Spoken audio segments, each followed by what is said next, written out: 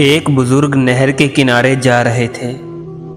ان کو بھوک بھی لگی ہوئی تھی، مگر فقیر بندے تھے، خرچ کرنے کے لیے پاس کچھ بھی نہ تھا۔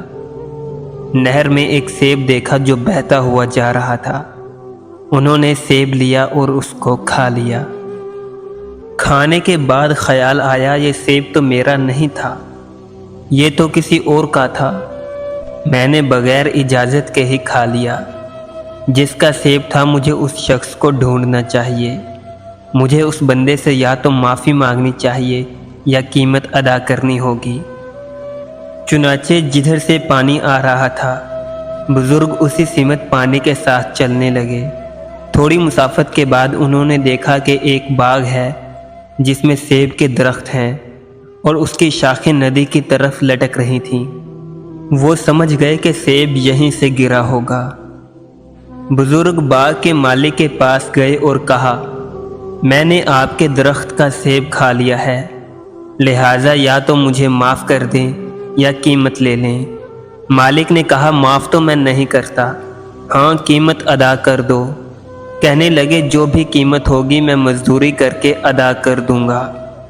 مالک نے کہا، میری ایک بیٹی ہے، زبان سے گونگی ہے، آنکھوں سے اندھی ہے، کانوں سے بہری ہے، پاؤں سے لولی لنگڑی ہے، لہٰذا اس کے ساتھ تمہیں نکاح کرنا ہوگا اور ساری زندگی اس کی خدمت کرو، اس کو خوش رکھو، یہی قیمت دینی پڑے گی۔ وہ بزرگ فکر میں پڑ گئے، مگر دل نے کہا، دیکھو یہ مجاہدہ برداشت کرنا آسان ہے، قیامت کے دن اللہ تعالیٰ کے سامنے ملزم بن کر کھڑا ہونا بڑا مشکل ہے۔ آخر کار تیار ہو گئے اور نکاح بھی ہو گیا۔ وہ اپنی بیوی کے پاس گئے تو حیران ہو گئے، کیونکہ ان کی بیوی جیسا مالک نے بتایا تھا بالکل اس کے برعکس تھی۔